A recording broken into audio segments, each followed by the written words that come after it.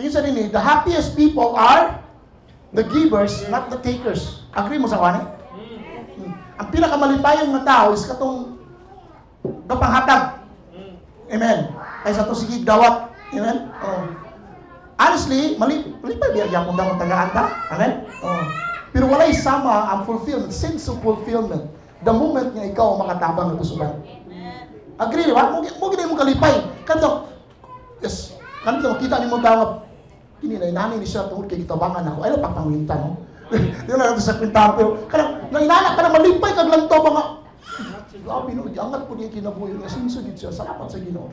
Tungod kay dako magtabang sa iya. Amen. So, mo na siya po ng atong goal. Matupad ni John Maxwell, ang true success, no, ang tinud nga kalapusan is when you help someone to succeed also. Ano matabangan mo mga tao nga mo succeed po sila. Mulampos po sila. May mo silang successful sa kinabuhi. Di lang ikaw ang may mong successful, but other people also will become successful. Amen ba?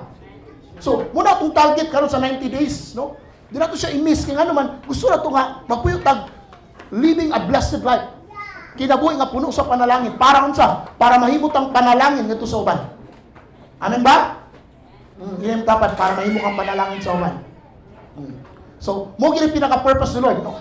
Sa another verse, sa Proverbs chapter 11, verse 22, tanaw gali. A generous person will prosper. So, ang mga manggiyatagon nga tao, ga-prosper gina. Amen? And whoever represses others will be repressed also. Kung damor ka manghatag, damor ka mo give, no? Ang generous na person, mo asinso siya. Bulambo siya. O katong naka-repress siya ba, nakatabang ato sa siya po, ma-repress po siya. Matabangan po ka. Kaya ano man siya? Sowing and reaping. Sabtan nyo na word? Unsa imong gipugas, unsa? Imong ani. So kung nagpugas ka og mga paghatag, nagpugas ka og kanang pagtabang sa uban, I tell you, daghan pud mo tabang nimo. You will also refresh, no? At labaw sa tanan, si Lord ang magpanalangin sa imo. Amen. So, karon nako ang topic na to, very kuan kayo kanang very permitin ni ginaisgutan sa human ug walin ako.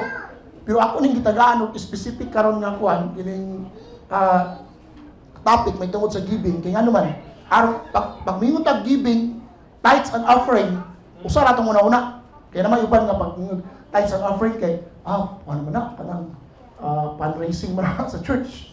Kung sa mga, no? Si, kuha naman siguro, pastor mo siguro, bulan, ano? Di ba? Dagan tag mga mindset, no? Dagan tag mga, kunya, kanang, munang usay, ang mapugan ta, ang panalangin sa Ginoo sa itong kinabuhi, ano man, tungod sa itong mga mindset, no? So, karon ako lang i-share sa inyo, unsa ito lang ma-break na siya nga mindset, no? So, pinaka-basic niya sa church, nga masabtan ito pag may, ako lang nga, kwanta ka ng sa kwanta, pariyata o channel, amen? In terms of giving. Now, atong isgutan karon ang kinitawag tithes and offering, no? So very familiar kayo. Ay kabala ka, wala nang challenge sa tithes and offering karon. Mo na itong topic. Sige.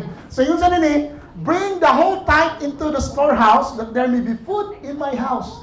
Test me in this, says the Lord Almighty, and see if I will not throw open the floodgates of heaven and pour out so much blessing that there will be no and will not be room enough to store it. Tao gali, yun si Lord din.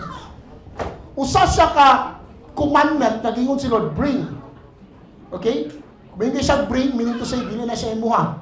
Kung gingon si Lord nga, give, sa ato pa, imuha siya, gikan sa imuha. Kailangan mo siya ihatag. Kung siya bring, meaning to say, iyan na siya nga portion. With matching, anong tawag na I promise, na isaad ni Lord. Isa, abrihan niya ang tambuanan sa langit, o ibubo ang panalangin, wala na'y dapit na kabutangan ni ini. Kasi gusto na. Ano panalangin nga walay kabutangan? Karon kay pang kanang datay kabutangan pero walay sulod. Muna problema. Naay kabutangan pero ang problema kanang walay ibutang, no? Pero masada tong ang panalangin kon baka nang wala nay dapit nga kabutangan. Nag-aawas yang gigamit nga description sa squad lang sa kana floodgates. Kana floodgates muna siyang naa sa dam, no? Kanang dam bitaw, kanang mga tao kayo, pang kuwan o kurente, no? Unay lamisa dam, di ba? So, kanang mga dam diyan, no? Pag-abrihan nila ng floodgates, kay grabe na kayong kusog, labi nagpagbaha, o labi sukay ang ulan, kailangan nila abrihan. Ano naman, pag di nila abrihan, mabungkag ang kwan, so katong floodgate silang abrihan. Pag open ana, saka kusog sa tubig, magbusadak nag-ayo to the point nga kung grabe kayo ang volume sa tubig, pwede magbaha sa unahan. Sa China, kung tanaw mo sa China, grabing baha, di ba? Kabalo mo ang pinakadako nga dam naa sa China. Pinakadako nga dam sa tibok kalibutan. Mutong usa sa grabe nga sa grabe nga ulan, giabrihan ang floodgates. Pag abri nila kay di man sila gusto mabungkag kay billions of dollars silang gigasto na. So ilang gi-release ang tubig, mutong nagbaha. So, mo na gusto may tabo ni Lord sa imong life. Blessing nga magbaha. Gana? Ako ganan ko ana. Blessing nga magbaha, dili kay magtulo. Blessing nga magtulo. Tay gilugay kay mapuno ro sa isa ka baso. Kadugay kay mapuno ani. Pero kung gusto kang panalangin nga magbaha, mag-awas-awas. Mo na yung sikreto, guys. Parahin ka. Sige. Jay. Isa din niya, paisaad niya, I will prevent pests from devouring your crops and vines in your fields, will not drop their fruit before it's ripe. Says the Lord Almighty. Then all the nations will call you blessed, for yours will be delightful in the land, says the Lord Almighty. Now, parahin ta. No? Okay. Ato na may silutan karon sa unahan. Now, the word tent, ako lang nangikuhan, basically sa, the word tithe means tent, no? So we need to say, I'll say pasabot, 10%, no? In other words, tithing involves giving 10 of one's income or produce to God as an act of worship and obedience. So muna siyang tithe, no? 10% sa imong kinitaan, no? O 10% sa imong abot. Sa unang panahon kay mga kwan mo to ila, kanang sa tawag na, kining mga crops, no? Mga mananap, no? So, magyap silang kanapulo. 1, 2, 3, 5 kabaka lugar. Napulo kabaka. 1, 2, 3, pagka napulo sa Ginoo. So, ang isa kabaka sa Ginoo. Ang ila, ang nabilin sa atong naghatag, siyam. Gansi ka dili. Dili gansi kay 1 man, 10% naman, no? So, parenta. So, muna siya buti. In other words, an act of worship and obedience to God. Ang atong pagsimba sa Ginoo, whether you like it or not, naagi na siya giving. Oh. Di lang siguro monetary, of course, literally, monetary na siya, pero even giving our lives. Amen? Atong kinabuhi. Amen? Kata ka, Lord, I give you my heart. I give you my soul. I live for you alone. Pero way labot akong pitaka. Way labot akong wallet, pero kahatag sa siya kinabuhi, kasing-kasing, pero yung pitaka, way labot. Sama ni mo na, di mo na pwede. Oh. So, to say, kung makahatag kasi mong kinabuhi, kaya di naman monetary, even your life. Di ba? Amen? Your effort, your time. Oh. See? And nanipod, si Jesus po nang nag-model. Si Lord ang nag-model sa giving. Amen? Ingon sa John 3:16, for God so loved the world that He gave. Naghatag siya. And you know, sa diyang naghatag siya, ano sa iyang gihatag? The best. The darling of heaven. Oh. Si Jesus. Kung nanlig presyo si Jesus, walay presyo si Jesus. Pinaka-the best din siya. The best among the best. Si Jesus. Gihatag sa man. Si Lord mismo nag-model. Gani, He gave us everything. Everybody say everything. Muna yung bilang ko sa inyo, naimo wala. Naimo. Wala. Bisag ka nang imong ginawa, hindi ginahimo. Ginawa gali. Di ba? Libre, way bayad. Imo na. Sa Ginoo gyapon na. Amen ba?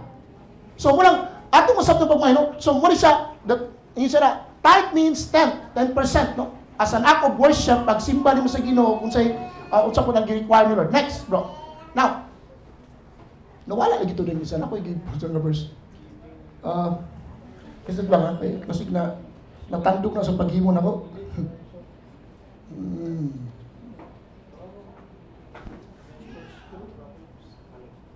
Nagkuhan lagi siya, nag-mix up na lagi na. Sige lang. No, di siya mao. Unahan pa bro, unahan. Tanawa na, nag-mix up. Sige pa, sa babos. Sige. Oh, dapat ka na siya na verse. Okay. Nakuha siya na natandog siya guys, no? Sige, nilakon niyo kayo. Now, yun sa din eh. Tanaw nga, Leviticus chapter 27 verse 30. Everybody read. Basa ta. 1, 2, 3, go. Wherever grain from the soil or fruit from the trees, asa daw? Belongs to the Lord. See? It is holy to the Lord. So listen up. That's why ingon sa dito sa pagmiro pa lang, sa Malakay 3:10, bring. Bring. Kaya nga naman, all tithes, ang tanang tithes sa soil, sa grain and everything, ingon siya, belongs to the Lord. Ang Ginoo mo'y tag-iya ana. Amen. So meaning to say, kanang 90% imo na. Ang kanang 10% iya na ni Lord. Ato na masabtan og dugang karon. Now, so see, belongs to the Lord, usually, and it is holy. Holy means it is separate. Imo ginang gi-separate para sa Ginoo. Amen? Now, unsay purpose? Ngano man? Sige bro.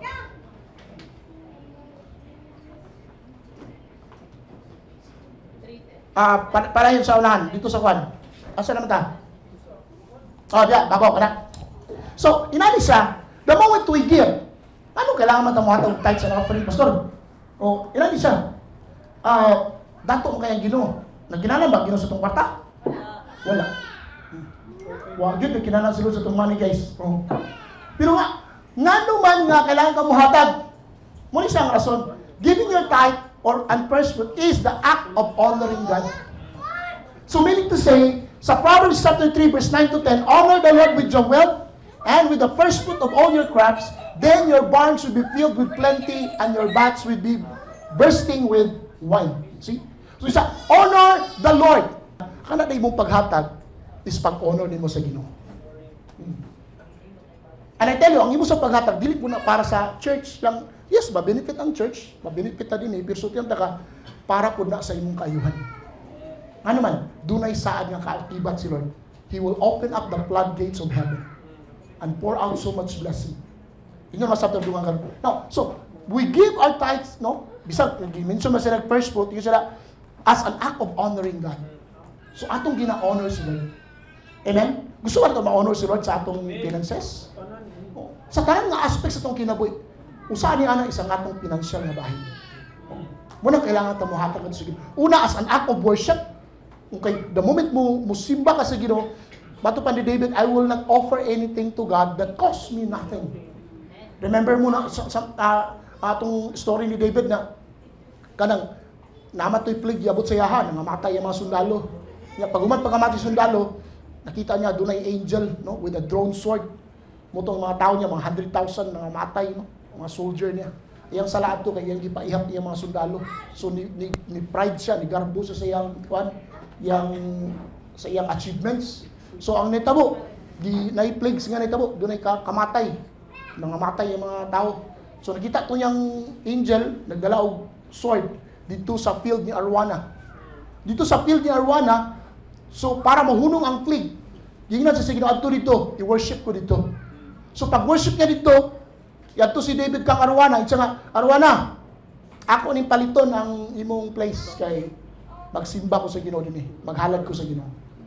Inyo ni si Arwana, ay Lord, magsimba din kanang king, magsimba din ka sa Ginoo dinhi king.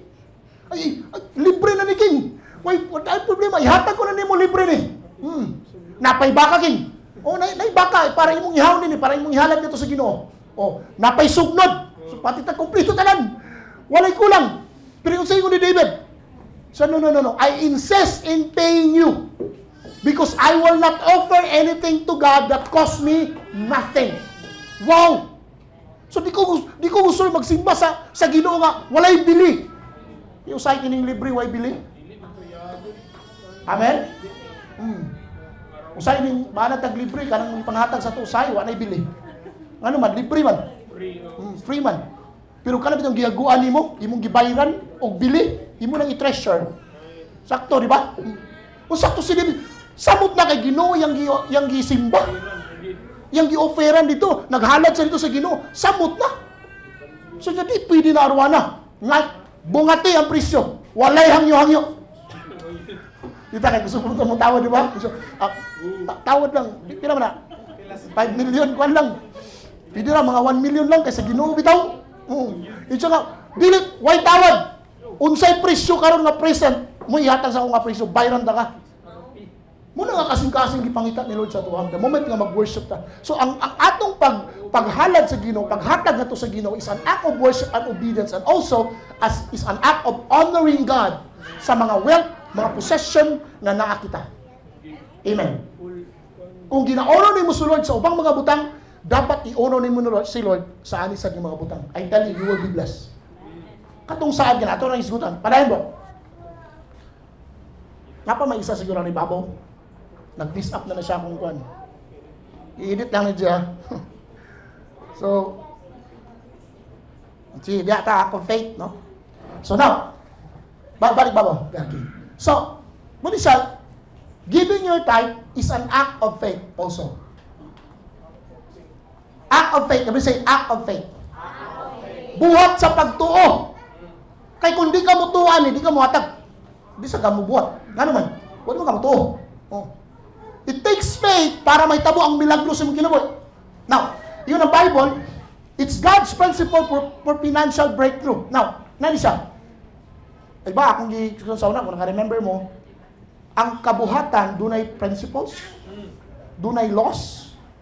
As I said, ito niyagi, pinaka-simple kayo, law of gravitational force, di ba?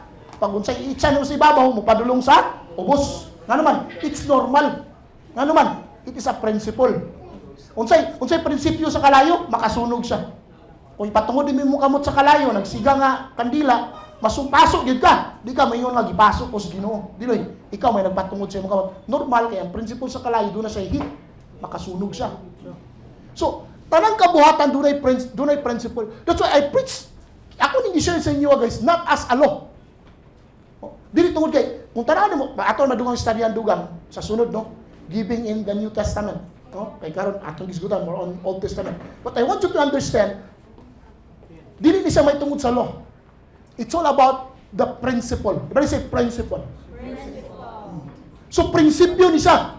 Wa mo kabantay sa panag, wala pay balaod, no? Wala pay balaod. Si Abraham naghatag og tent kang Melchizedek. Naghatag siyang tithes, no?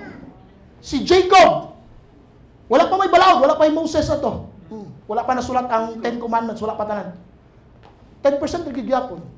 Pagabot ni Moses, 10% nagigyapon. Hangtod karon wag ginanausap. Why? It is a principle. Principle siya. Dili mo malalis, prinsipyo siya. Munang, the moment mo follow ka sa principle, na blessing. Now, it's an act of faith, kay prinsipyo mo na sa Ginoo, so, manliyok ang Ginoo da. He shall bring the whole tithe into the store, that there may be food in my house. There, he shall put me to the test, says the Lord of hosts. And if I will not open the windows of heaven for you and for your blessing until there's no more need, I will rebuke the devourer for you, so that it will not destroy the fruits of your soil, and your vine in the field shall not fail to bear, says the Lord of hosts. Then the nations will call you blessed, for you will be a land of delight, says the Lord of hosts. See? Umuto ka sa mga saad, ingon si Lord, put me to test. Actually, ang paghatag sa tithe, sige bro. Next. Ang paghatag sa tithe, actually, it's a test. Tithing is a test. God is testing our heart. Amen. Malay mo sa inyo, usa sa mga benepisyo sa giving, makapatay siya. Kabalo mo siya mamatay? Kanay mong pagkahangulan. Makapatay siya sa imong pagkadalo. So, muna siyang antidote. Muna, gina-check ni Lord atong kasing-kasing. How generous we are. Kaya gusto magtama-sama sa Ginoo. Kaya ang Ginoo, generous. Sobra-sobra talaga ka-generous si Lord. Amen. Tanan na yung gihatag sa tuwa. Oh. Now, yun sa din God gave His all. Gihatag tanan sa Ginoo sa tuwa. Wala ibutang, wala gihatag sa Ginoo sa tuwa. Tanan. He's so generous. God wants us to be generous. Now, dua ka pa ni testing, yun sabi una nga test, to test, sa bago. Balik sa bago. The test to trust God in your finances. Once you give, say man kita nga, kulang pa man ni pastor, kuan pa man gini. But siya, do you trust God? Ano pangutana? Usay, wala kulang pa sa tuwa kay natay mga pagkinali. Nani siya, naka-budget kay usay, wala ilabot ang tithe sa imong life. But I tell you, it's a test. Kung makasalig ba ka sa Ginoo, Lord, I put my trust in you. Ako kang i-priority. Ihatag na ko ni sa imo. The moment imo na siyang buhaton, na-open heaven sa imo. Na may tabo sa imong kinabuhi. So, it's a test sa nag-trust ba ka sa Ginoo sa imong finances. Nagsalig sino ka sa Ginoo sa imong kinabuhi. Lord, bantayi ko ang pamilya Ginoo. How about your finances? The moment you give, nag-ingon ka sa Ginoo, Lord, I put my trust in you sa akong finances. Sa akong kwarta, sa akong negosyo, trabaho, Ginoo, I put my trust in you. Amen? Another thing, a God-given challenge to His faithfulness. You shall test me. Kabalo mo, ingon ang Bible, do not put the Lord your God into test. Ayaw ihagita ang Ginoo. Nagingon siya, ayaw hagita ang Ginoo. And you know what? Siya mo'y nagsugo sa to nga nang muhagito na to siya. Sa asa? Sa finances. Isa, dini ko sulayi. Dini ko hagita. Grabe no? Sa tanan, isulod nga, ayaw ko testingi sa tanan. Di ka pwede maginana sa ko. Pero, dini sa finances. Di-challenge na ka. Unsa ko ka-faithful. You know what? You could never outgive God. Kung faithful ka diha kang Lord, di mo malumbaan ang Ginoo ginatagay. Kung muhatag ka sa Ginoo kutsara, kadako ang ihatag sa Ginoo sa imo isa ka pala. Muhatag ka sa Ginoo isa ka sako, ang ihatag Ginoo sa imo isa ka dump truck. Malumbaan imong Ginoo hatag, dili. You can never outgive God. That's why it's a challenge for us sa faithfulness ni Lord. The moment we give, bisa unsay mga, Pastor, alanganin mo kini, pero Lord, I trust you. I-challenge sa ka, Lord. Maumaor gini Ginoo, pero i-challenge na ka. Manliw ka sa akong kinabuhi. Di pwede, Lord. Ingon ka, i-challenge na ka. I-challenge na ka karon. I just remember si Robert Morris. Si Pastor Robert Morris. Ana siya nga, kabulong ka, yun sa niya pag-challenge ang Ginoo sa iyong giving. Inan niya nga, siya nga, Lord, ihatag na ko akong balay, akong sakyanan, o ang akong kwan Ginoo, akong tanan-tanan para sa imo. Ay ang ihatag. Lord, wala ko'y balay, wala ko'y kwan. Lord, nalumbaan na ako kaghatag Ginoo. Kaya siya yan, so, lumbaan na ako kaghatag, Lord. Kung nga naman, hatag na tanan. Pagkasunod nananawag siya. Hello? Is this Pastor Robert Morris? So, yes, sir. So nga, I have a message for you. Nay naghatag sa imong airplane. Naghatag sa imong house and lot. Ang iyang kotse na imong airplane. You know what? Hindi siya, kana siya yung conclusion. You can never outgive God. Honestly. Usay naman good kay, mahadlok ta. Mahadlok ta what I faith. Pero if you put God to test, ani nga area sa imong kinabuhi, makita nimo na si Lord faithful siyang mga saad. Nagibuhaton si Lord sa imo. Sa imong pamilya, sa imong negosyo, sa imong trabaho, nagibuhaton si Lord. Amen ba? Next book. Then, another thing is an act of love. No? Ano man? Tanaw gani, maghatag galit ta, di lang kayo naghatag ta. Nag-faith ta sa Ginoo, nag-worship ta kang Lord, paglabaw sa tanan, atong gihatag sa Ginoo kaya nahigugma ta sa Ginoo. Pwede ka muhatag, walay gugma. Pero di ka pwede nga nahigugma ka, hindi ka kabalo muhatag. Normal gina siya. Kaya isa sa mga language of love is ang giving. No? Paghatag. So, ang gipangita po ni Lord sa to, the moment we give, guys, di lang kay faith ang gipangita ni Lord, but also, we give because we love God. Tanaw sa 1 Corinthians chapter 13, verse 1 to 3. Bisa pag mag-speak kung tongues ka, kasabalo ka musturya sa mga sunutian sa anghel, kung wala kay gugma, you're just like a noisy gong and a clanging cymbals. If I have a prophetic powers, understand all mysteries and all knowledge, and if I have faith, so that to remove mountains, but have not love, I am nothing. So, bisa pa, grabe kayo mong faith, no? Makasulbad ka mga mystery, imong faith, makamove og mountains, grabe kayo. If I give away all that I have, bisa pag muhatag ka sa Ginoo tanan, atag na ko din sa Ginoo tanan, pero kuha ka na igugma sa Ginoo. Masay Ginoo na da? If I give away all I have, and if I deliver up my body to be burned, but I have not love, I gain nothing. Kaya bisang pag muhatag ka, kung wala nang gihatag, out of love diya kang Lord, you gain nothing. Muna, ang isa sa mga driving force why we give, we worship God, we honor God, we have faith in God, and we love God. Amen. Muna siya mga driving force why we give. Now, para yan. Now, that's why, din sa 2 Corinthians chapter 9, verse 6, yun is, to point this, sa ESV, no? Whoever sows sparingly will also reap sparingly. And whoever sows bountifully will also reap bountifully. So, tanaw ka lang ang principle. Kung pugas kag dagan, muani kag dagan. Kung pugas kag gamay, gamay ra pud mo maani. Normal siya, kaya naman, paano siya? So, each one must give as he has decided in his heart. See, tanaw nga lang, word is decided in his heart. Wala gingon nga 10% na, pero decided in his heart. According sa imong gugma, according sa imong faith nga ang Lord, it will be done to you. That's why yung sa din not reluctantly or under compulsion. Kini siya guys, akong gisyo din para mapugos mo.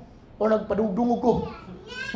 Yung sa din not reluctantly, kanang alanganin ka, medyo dua-dua ka, or compulsion, siya ng compulsion, napugos. Oh, no. Dili na siya mo. Yung said that, God loves a cheerful giver. When we give, we must be cheerful.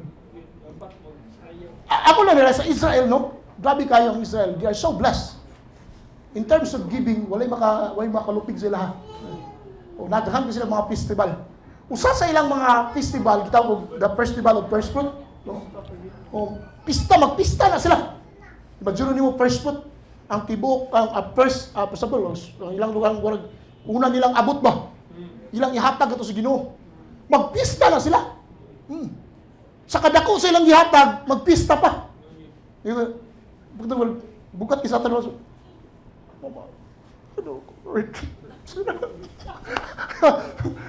Isa mo. So, when you give, sa ilan dito, pag mahatag sila, magsabi, yes! Yay! Excited sila. Kaya nga naman, excited sila kay dunay saad ang Ginoo. Kabalo sila nga panalanginan sila pag maayon sa Ginoo. Oh. Kung excited, magpista sila, magsayaw na, grabe ka nga celebration. Kaya nga naman, it's an opportunity nga ma-bless sila. Kaya nga naman, ilang gibuhat, unsay ilang gituhan, according sa saad ni Lord. No? So, God loves a cheerful giver.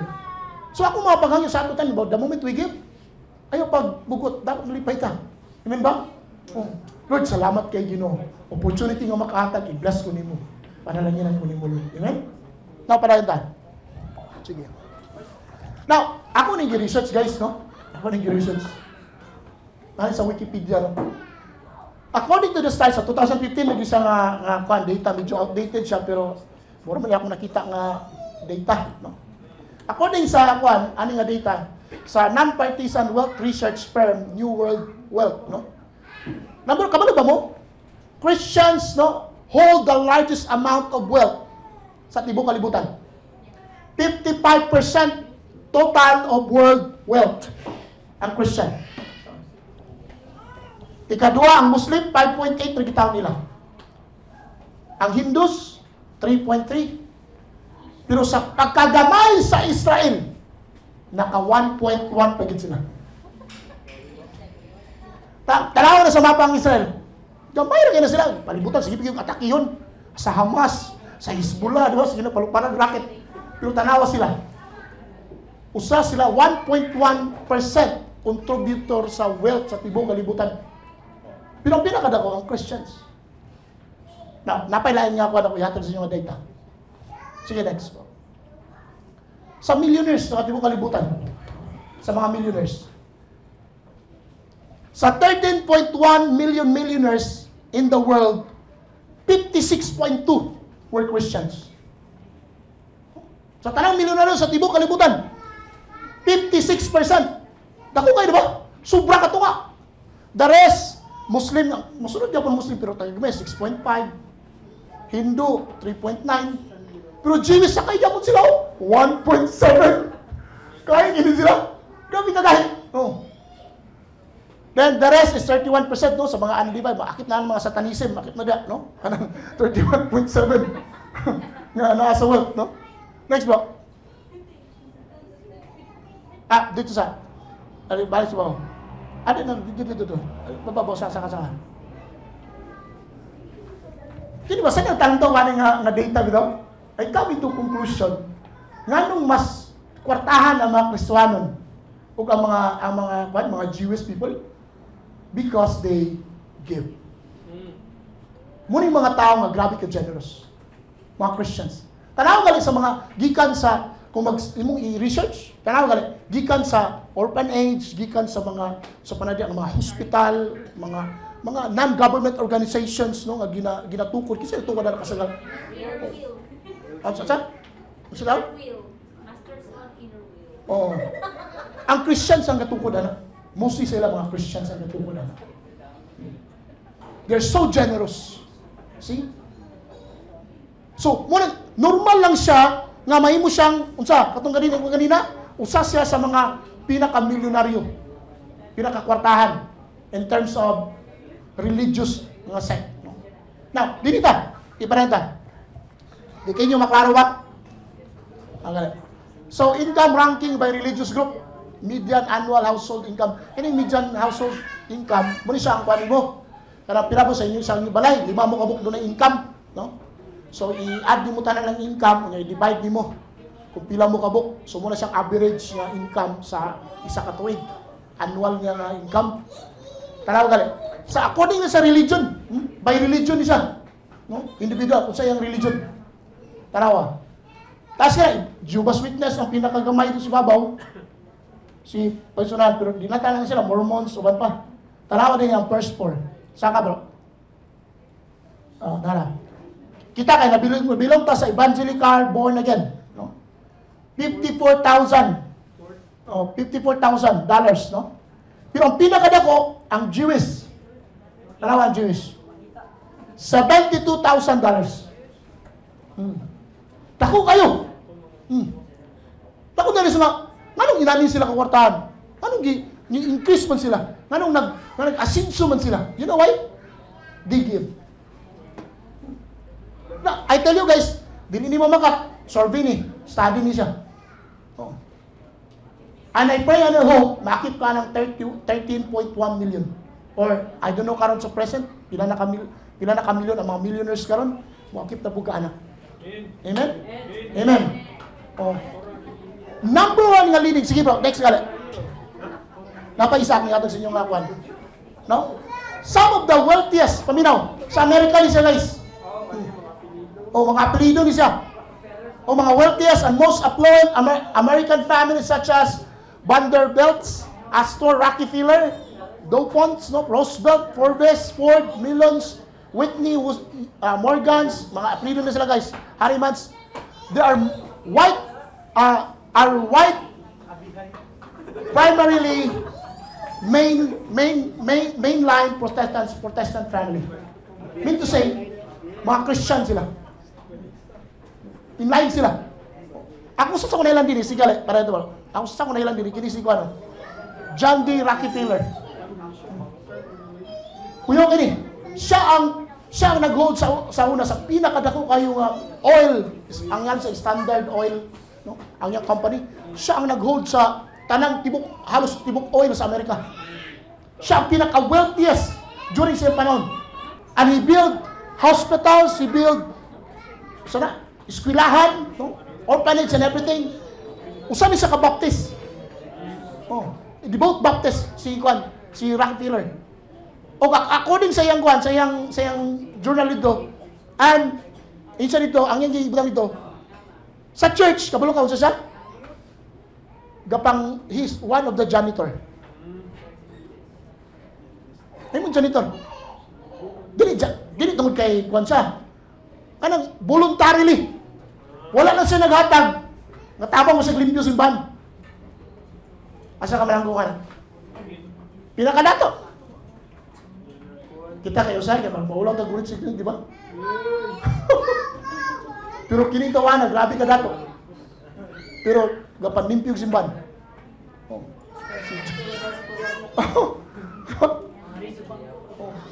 Mga arrange yung bangko. Manilig, manlapaso. I don't know sa ilang panahon. Ilan na siya. Pero, kinsa siya? Isa na, American business, a philanthropist po yun siya, is one of the wealthiest American of all time, one of the richest people in modern history. Ilan na siya ka dato. Next bro. Kini. Gilado ka rin yun eh. Kung mag-toothbrush ka, tingin mo siya may lag. Oh. Isang ngalan niya? Si William Colgate. Oh. Si William Colgate, guys, nasa na? Muli siya, o sa English, actually taga-England siya, no? At the age of 16, yadto siya dito sa New York, no? Kay manarbaho. Nanarbaho siya sa factory sa sabon. Si Juan. Pero before siya niyadto dito, gipabasa sa iyang mama ang Malakay 3:10. Sa read it loudly. Pabasa gid siya. Tingin siya nga, sige. Isa ito, bring the whole type into your storehouse. Iyan ginang gibasa. Mutong, pag magbasa, diadto siya sa Amerika dayon. Sakay siya sa barko. Dobik, it so happen ang kapitan sa barko, Christian. So yun na siya dito, kabalo ka, I believe in you. You will become, someday, mahimo kang prominent nga kuan, mamaligayog sabon. But yun siya, ayaw kalimti ang Ginoo. Sa tanan nimo nga mga kita, sa tanan nimo nga mga achievements, ihatag ang para sa Ginoo. Mutong, na-inspire sa pagmaayo. And you know what happened? You start giving 10%. Si William Colgate. Hatag sa 10%.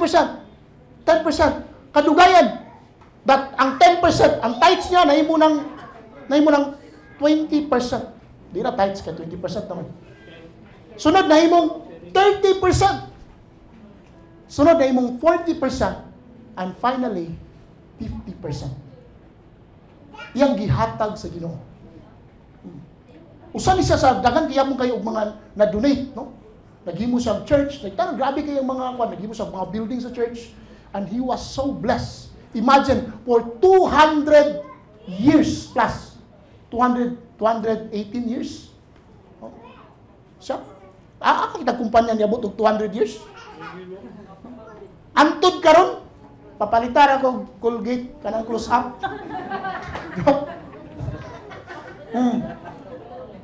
Inaano siya.